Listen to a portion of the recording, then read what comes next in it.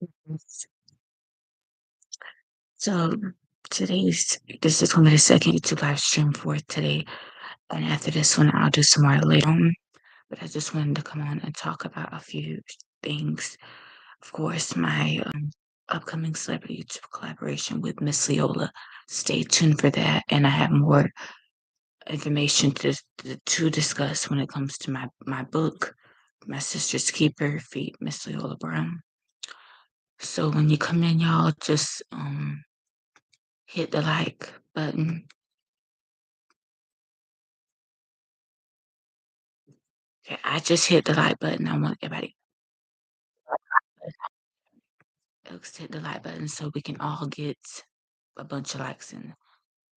Okay, so basically, yeah, I wanted to, I have 7 chapters and 7 pages of My Sister's Keeper Feet, Miss Leolah Brown of the book done.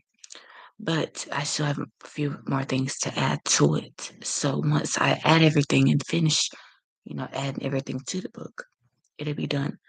But I'm sure there's more things that I have to, add to the book. So that's why me and Miss Leola we have, a direct message chat on Instagram, and she messages me, and she hasn't like messaged me anything, but all she messaged me was one message, and it had, hearts and love emojis, basically to just show love and support from me and my YouTube channel, and everything I'm doing to try to fight for um for Whitney and Chrissy to fight to continue to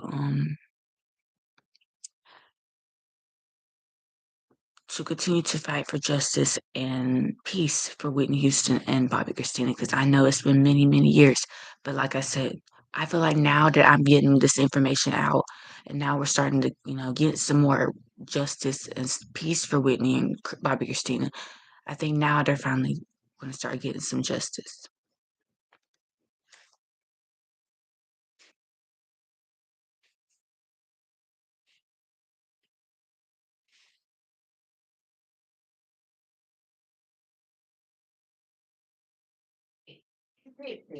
Oh, oh, tattoos. All right, damn, come on now. Mm.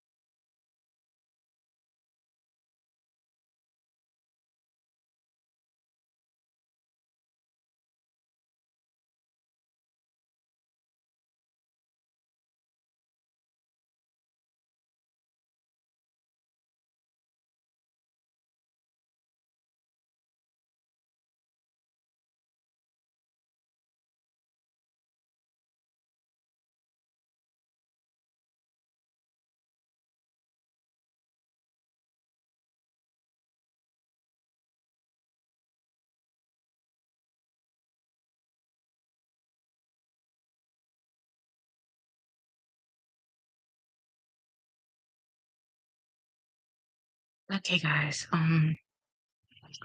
Sit y'all right here so we can all see the TV. This is our chin. Got that. And each. And okay, y'all.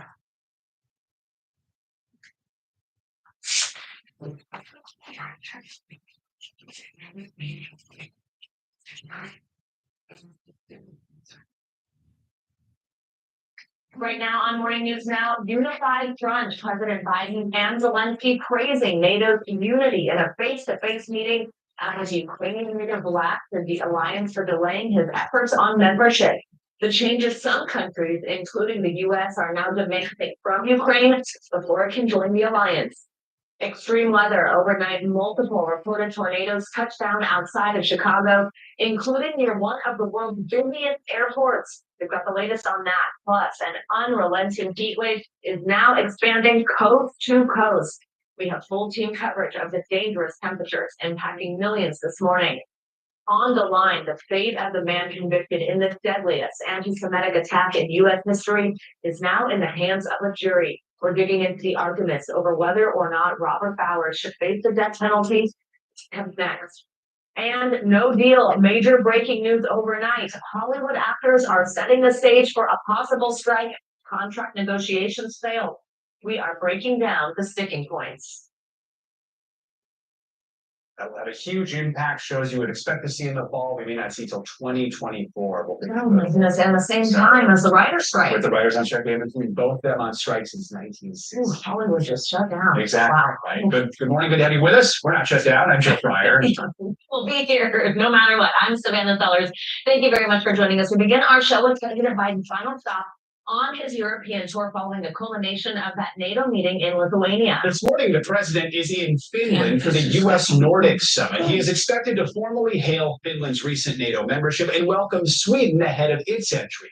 Yesterday, the president wrapped up the NATO summit by holding talks with Ukraine's President Zelensky. That meeting came after Zelensky expressed frustration at NATO's refusal to offer a timetable for Ukraine's membership. Instead, NATO allies pledged their long-term support to Kyiv. Speaking after the summit, President Biden said the military alliance was stronger than ever. When Putin, whose craven lust for land and power, unleashed his brutal war on Ukraine, he was betting NATO would break apart. He was betting NATO would break. He thought our unity would shatter at the first testing. He thought democratic leaders would be weak, but he thought wrong. We got a team standing by to discuss all this. In a few moments, we'll speak with former U.S. Ambassador to Ukraine, Bill Taylor. But first, let's check in with Monica Alba, who's in Helsinki, and Kelly Kobiea, who is in Kyiv. Monica, let's start with you. This U.S. Nordic Summit is happening this morning. What can we expect from that? And then what came out of President Biden's meeting with the Finnish president a little earlier?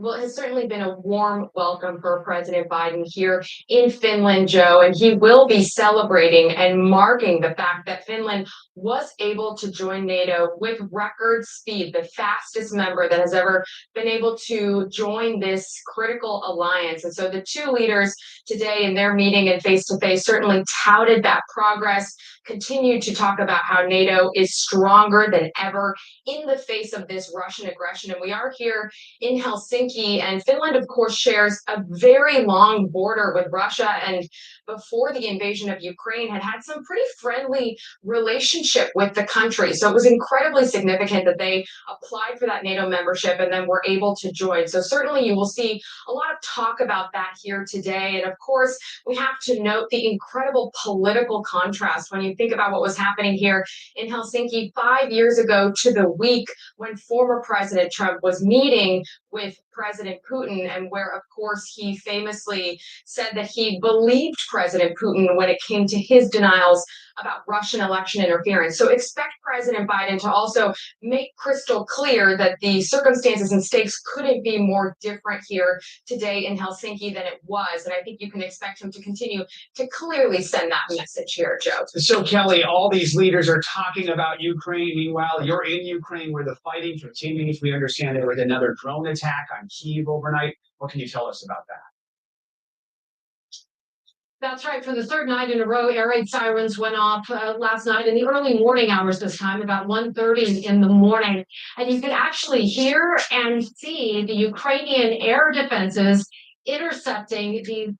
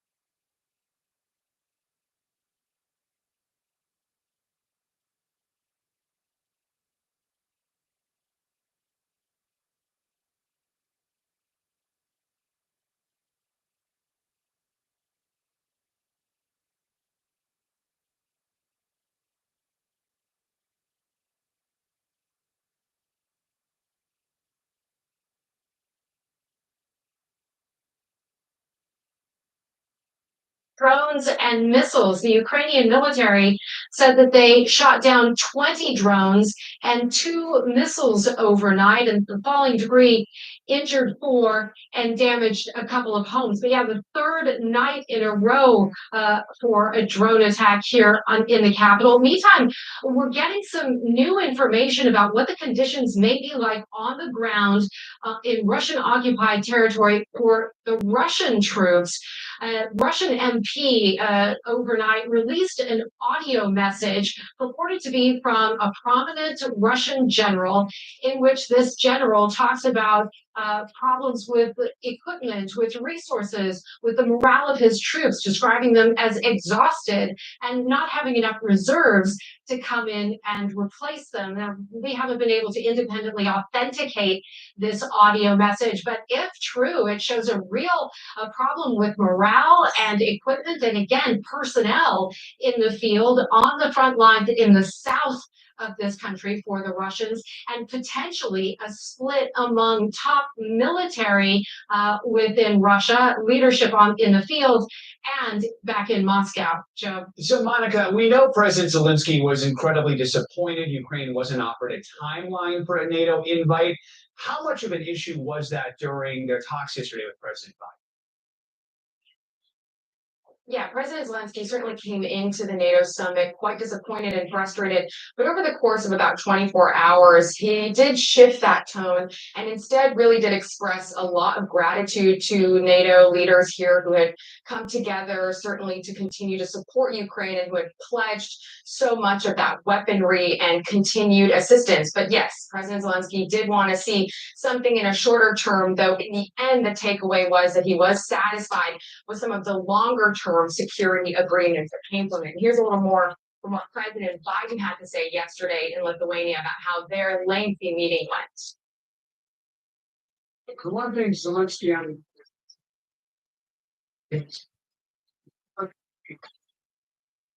NATO now, it's not relevant as long as you had a commitment that kind of like talking about saying we treat it like guarantee security along with a number of other NATO countries that relate to how we deal with, for example, Israel, long term. But he's not concerned about it now.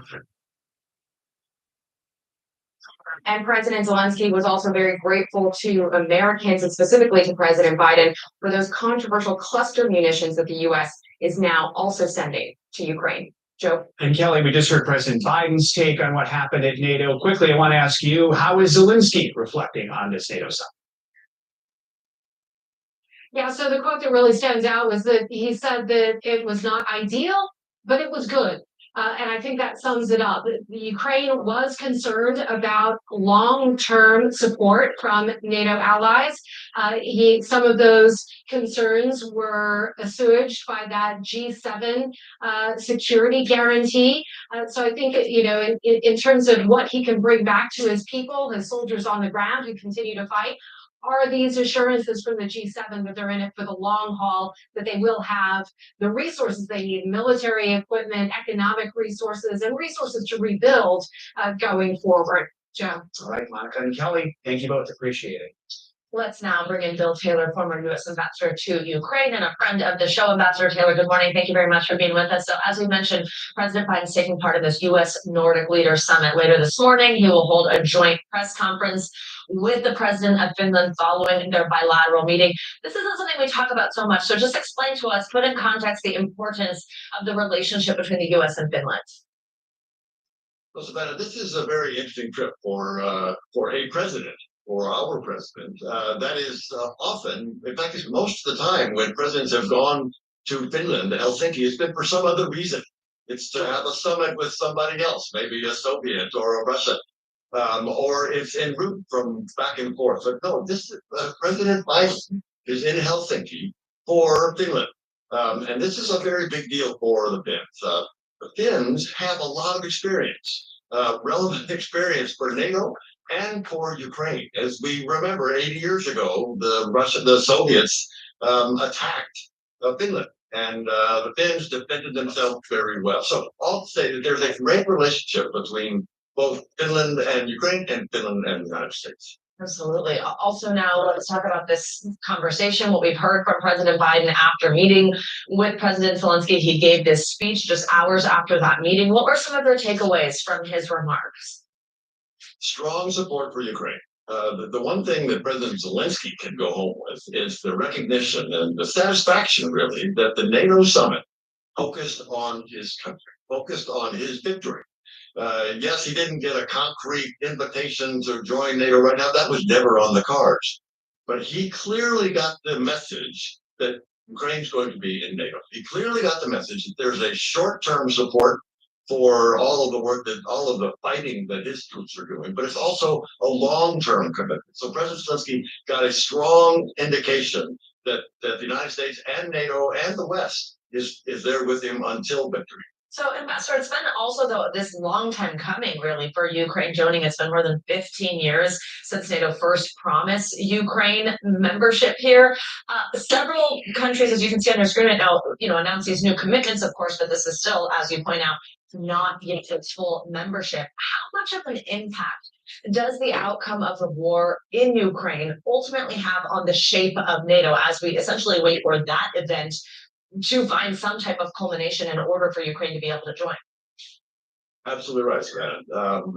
Ukraine will not join the alliance formally until, as the Ukrainians say, until the victory, until the war is over.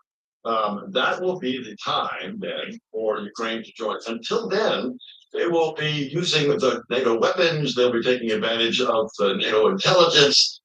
So they will be We're now at 24 minutes of the last show, everybody. As they say, until the victory. So that's important thing for the Ukrainians and to fight for. That's a motivation for them to go for that. Ambassador Taylor, as always, thank you very much for your time this morning.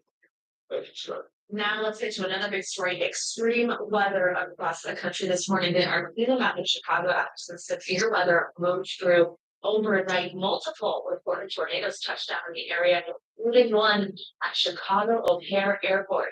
The storms are causing a lot of damage. Large trees snapped in half, cars with smashed windows, and homes with damaged roofs. And then there's the ongoing heat wave that has been scorching southern states and is now expanding into other parts of the country. More than 80 million people are waking up to heat alerts this morning from California all the way to Florida and north into Kansas and Missouri.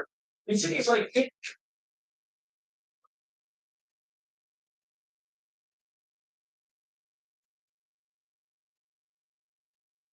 Okay, guys. Today we are live, July 18th, 2023. Is it? I have 50 notes by people introductions already.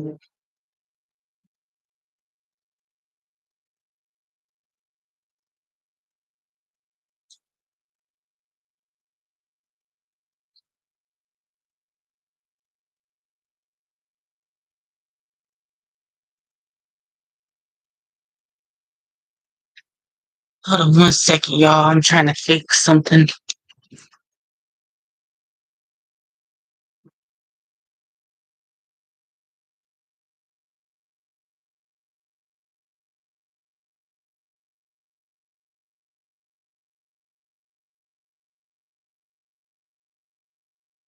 Okay, guys, we're good.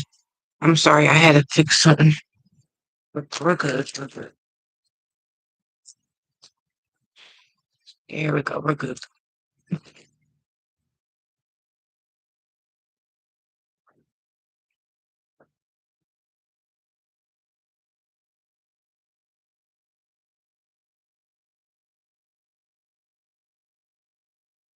Thank y'all for all the views on my latest YouTube video. Hey guys, welcome back to my YouTube channel. Today is Thursday, 2023. And with more YouTube videos, of course, last night I to collaboration. And since we're in system now. Yeah, see that they so I used to know it's been a week. So, talk about me. There we go. So basically everything I'm going to talk about Tell them me was who I am. Well, me written. Me being top out. So much. Talk about very top comments. I'm not scared children this. For me clean. So I say this. And children, they think we had missed.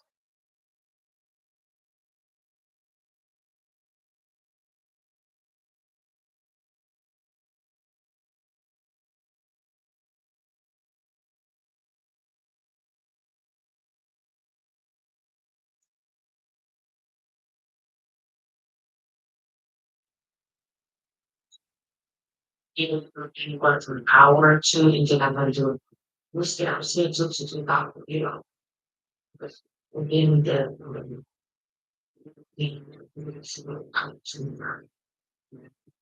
so basically needs to be for an hour.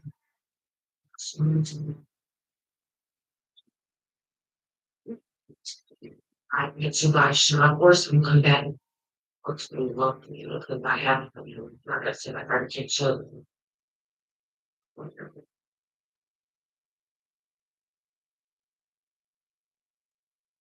I said, I'm going to talk. I'm trying to talk about my book of wars. This is just keeper and system. I just want that. I want to let this thing go. I want to, release the book. My sister's keeper. I'll continue with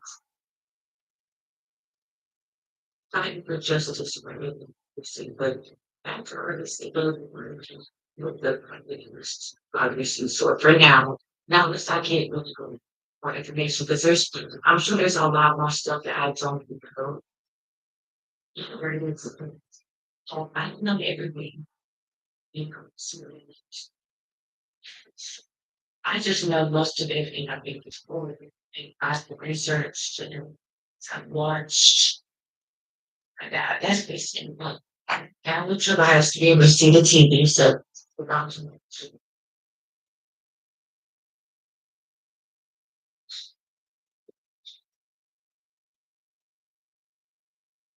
they stay alive.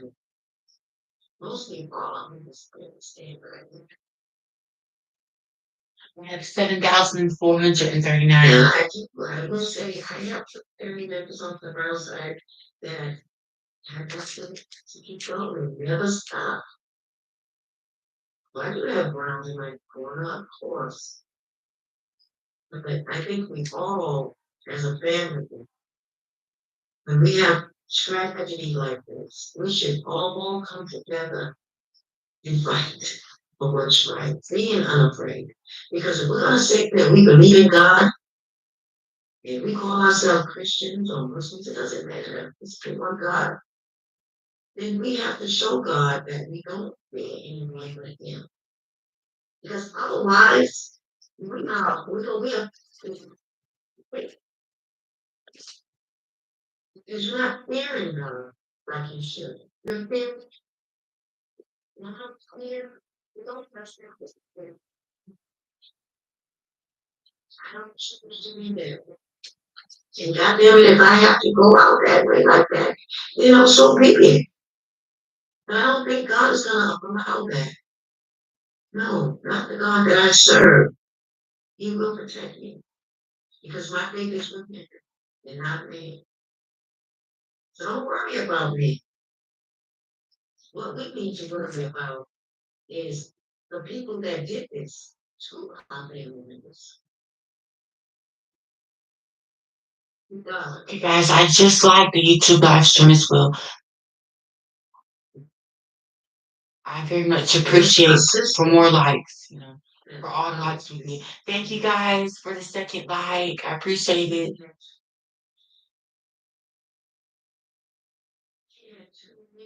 just like to put pictures to somebody now. When I say pictures, I mean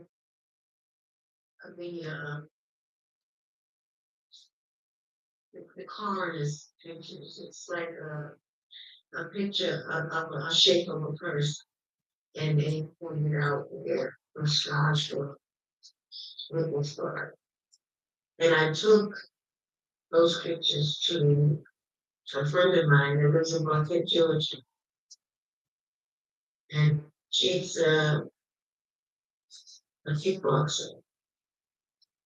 She does that for a living. And she looked at those pictures and said, "Leroy, you see this? You see those scars on written flag? You see those? Those are bombs."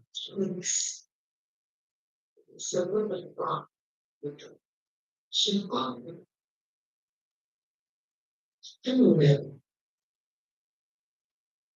She was child doesn't call me. She we were given the body when we were able to go up to the line. And even though the time I was dealing with a lot of stress, so I'm along with the time all your child would be to come in and sit down with her. And I was willing to even help them to be patient and willing to speak with my child. So I didn't do it. I said, "I'm people at the door. I'm here to meet and try to get on TV and sit down and get what everybody was saying. I was wanting my assistant. So I never did it now. She asked me to change it down. So I'm not learning how to be. For those of you that thought I was, not the only. I turned down millions of dollars. I'm not sure. You don't even know me. You don't even know me. You're so far away. I don't need nothing from you. Nothing at all. Yes, I do. No. We all knew. It's an necessity. It is so that this one's in the hands of us. So everybody, it's something that you cannot do. You can't get mine. Can't get away with one about this one. I was there. We money. Just very much. But no, I don't need monetary gains or something. But actually, she had the rules of things for business strong. And her cousin called me crying and saying, "My God, her face is swollen." Somebody, and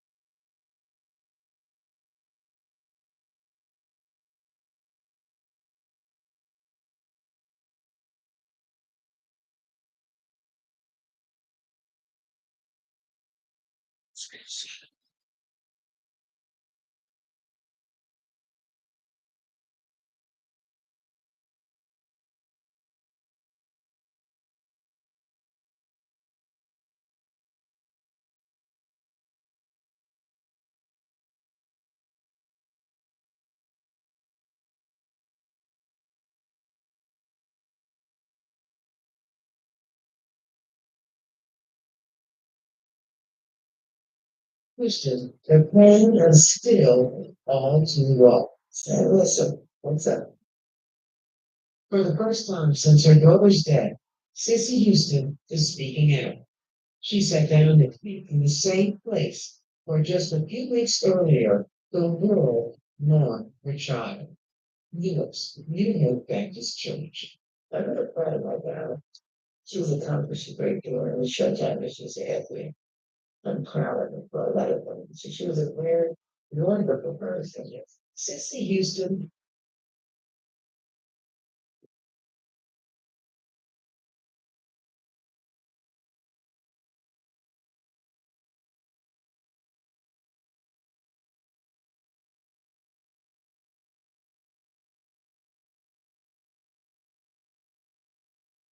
which is sweet on her. Oh, yeah. So it's nice. You could go website just looking for her life was put at home this way, and there was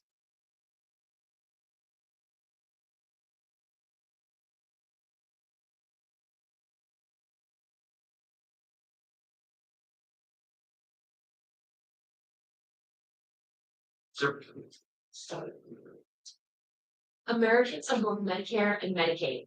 Listen up. This is an announcement about Medicare. Now I ain't doing about it, but I will go through the team. Welcome to Private Street. So if you all remember, I did a video back in November about the Bobby Christina Serenity House and how Bobby's wife Felicia's name was on it.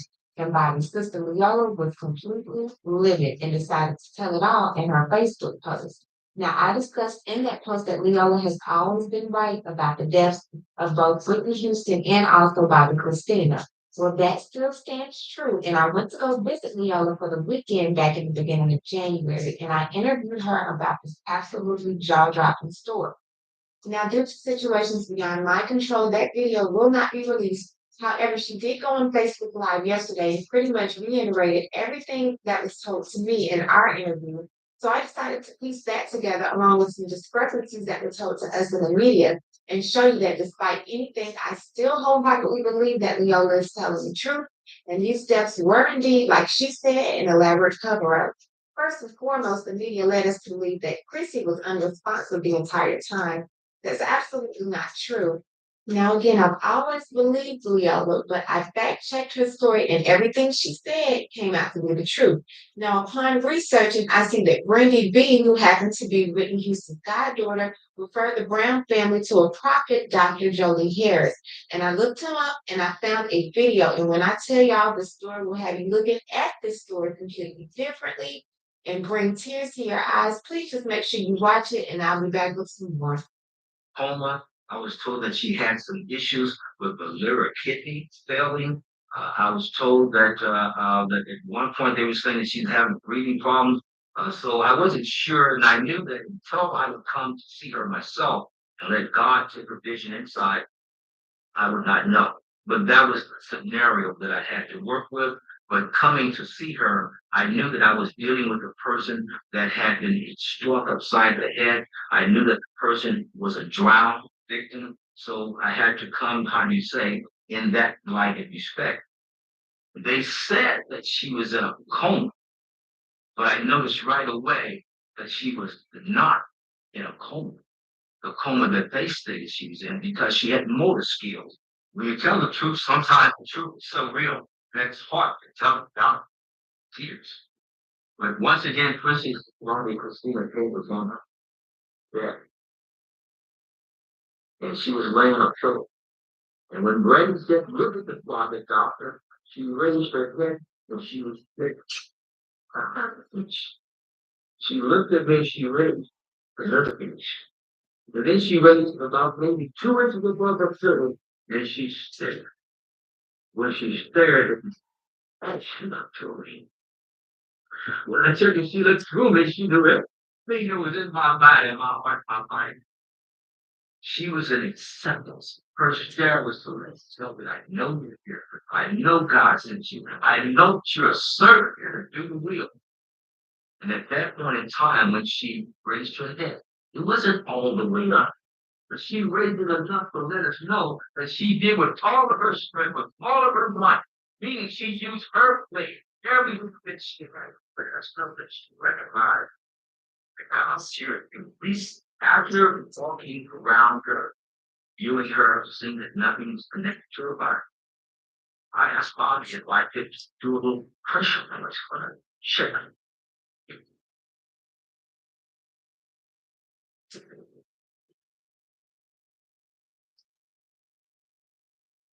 That working means that out of Los Angeles, the death of singing star Whitney Houston at the age of 48. Details are still coming in, but the publicist has confirmed the death of the Associated Press, although the circumstances of the place are not clear. Whitney Houston shot for fame in the 1980s and the most powerful and unforgettable voice you've ever heard. A quick record, a hit record, with Saving All My Love for You, was right here, I Will Always Love You. between drownings and making hit movies along the way. Her success, as you might like to know, was her father's struggle with drugs. She recently had a new album and working at a comeback in the last couple of years. It's a nice event for Hoover publicists confirming to the Associated Press that Whitney Houston has died at the age of 48. The interview you prepared for? It was for a job that was too good to be true. I did it too. Let's get right to ABC's Cecilia Vega, who joins us live from the Beverly Hilton Hotel in Los Angeles. Cecilia. Yes, good morning, George. It happened here at 3:43 yesterday afternoon when a member of Houston's entourage located her body inside this hotel. So far, police and the coroner are refusing to offer details about what may have caused her tragic death. Exactly what happened inside the iconic Beverly Hilton remains a mystery. Paramedics raced to the fourth floor and found a lifeless Whitney Houston inside her hotel room bathtub. They tried in vain to resuscitate her with CPR. At 3:55 p.m. this afternoon, Whitney Houston was pronounced dead at the Beverly Hilton Hotel. The scene inside her room was chaotic. ABC has learned it appears members of Houston's entourage found her unresponsive body and called hotel security. But just about a half hour earlier, Houston's mother, Sissy, reportedly spoke to her daughter and said nothing was out of the ordinary. Houston's cousin, Dionne Warwick, also reportedly spoke to her over the phone earlier in the day and said everything seemed fine. Houston was staying at the hotel to attend music industry executive Clive Davis's annual pre-Grammy bash. It is the same event where she was introduced to the record industry nearly 3 decades ago. Hours after her death, the party still went on. The scene was surreal. The Beverly Hills Crime Lab parked outside, paparazzi camped out waiting for Houston's body to emerge. Inside, a star-studded lineup of speeches and songs. Her final days were marked by questions about her sobriety. Houston's stay at the Beverly Hilton involved heavy partying, according to news reports, and then early Friday morning, what would become Houston's final performance. She sang it to let Grammy nominee Kelly Price at a party at a Hollywood nightclub. Houston was there with her daughter having a good time, but after cheers on stage, these photos, disheveled, bloated, and agitated Houston leaving. She reportedly had blood. Whitney Houston is on her way home. At this moment, a private plane carrying the body of one of America's blazing stars back to the church in Newark, New Jersey, where it all began. Her funeral expected there later this week. She started as a choir girl with a voice that rained out holy fire, becoming the supernova who would break the sound barrier again, all the while battling for drugs, for alcohol, and for fear. So what happened in the end? ABC's Jim Mabala is with us now to tell us what we've learned tonight about how Whitney Houston died in that hotel room at the age of 48. Jim? Diane, Beverly Hills police have put a hold on the autopsy results and refused to release the 9/11 tapes, the 911 tapes of the call from the Beverly Hilton Hotel here. But they have allowed the coroner's office to release Whitney Houston's body to her family just weeks before any kind of decision on the cause of death can be reached. The LA County coroner released Whitney Houston's body today, and she is on the way home to New Jersey on a private jet. The autopsy complete, fluids taken for toxicology reports, but results not expected for at least 8 weeks. And while sources tell ABC News there were no signs of trauma or foul play on her body, no visible trace of illegal drugs, there were prescription bottles in the bathroom where Houston was found in the tub. And as seen in these photos obtained by TMZ, alcohol, both champagne and beer. Still, that's not enough evidence for medical examiners to declare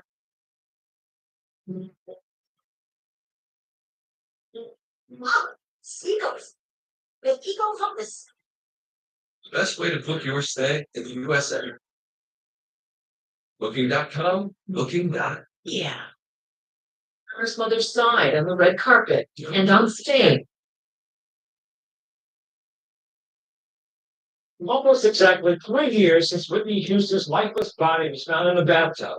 The singer's only daughter, Bobby Christina, is reportedly in a medically induced coma tonight after also being found unresponsive in a tub. We're told she is surrounded by family members who are praying for miracles. Here's my Nightline co-worker, Juju Chang, with the latest details. Currently, the prognosis for Bobby Christina is very grim. The only daughter of the legendary Whitney Houston and Bobby Brown reportedly in a medically induced coma after being found unconscious over the weekend in the bathtub. Cardiac rare, whenever you'll pay me on the bathtub, take a hand, CDs around. Judge, if you're on progress, we'll get a third party that's out, so you see his directly at this time. Her husband, Nick Gordon, and Maxwell Lomas found her unconscious and began CPR until the ambulance arrived.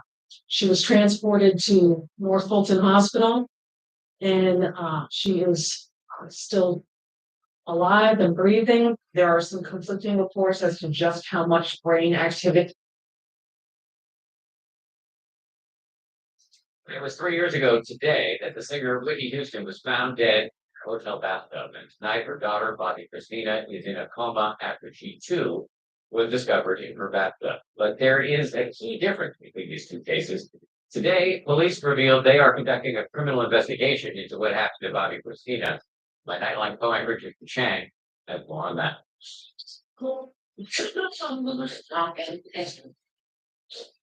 Theirs was a mother-daughter bond that flourished in the limelight.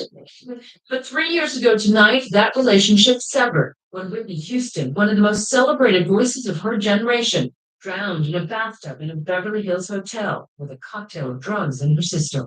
Tonight, family members praying for Houston's daughter, Bobby Christina Brown, who was found in an eerily similar scene at her home in Georgia. Tabloids had been reporting that Bobby Christina would be removed from life support on this grim anniversary, but her father, former R&B star Bobby Brown, releasing an emotional reaction to those reports, saying they're egregious, false, and will be dealt with at an appropriate time. Bobby Christina's aunt even speaking out to Fox, adding that her condition is actually improving. She's opening her eyes and then never do all things that she's doing, but Anthony's doing well right now. That's actually sometimes almost a false message of hope. But neurologist Dr. John Buckbar, who hasn't treated Bobby Christina, says in these cases, even eye movements can be misleading. The eye opening in her case may completely be a reflexive eye opening, one that means that she has improved to this persistent vegetative state, which is not a great endpoint. Despite reports of diminished brain function, family and friends refuse to give up hope. Kevin Costner played opposite Whitney Houston in The Bodyguard, which featured her signature hit. When we see Bobby Christina in such peril, we're wondering if you have any thoughts to share on that. She's sitting here fighting for her life, surrounded by the people who love her the most. I think nobody wants more than her family, and if she could speak for herself, to have a second chance at this most precious life that we're all given. I hope that God opens her eyes and lets her breathe and lets her brain work, and she gets a second chance. Ever since Whitney Houston's untimely death, Bobby Christina has publicly struggled with the loss of her mother. Already. Yeah, 6%. The family allowed lifetime access to intimate moments in the months that followed, including Bobby Christina's first visit to her mother's gravesite. The conversation talks. The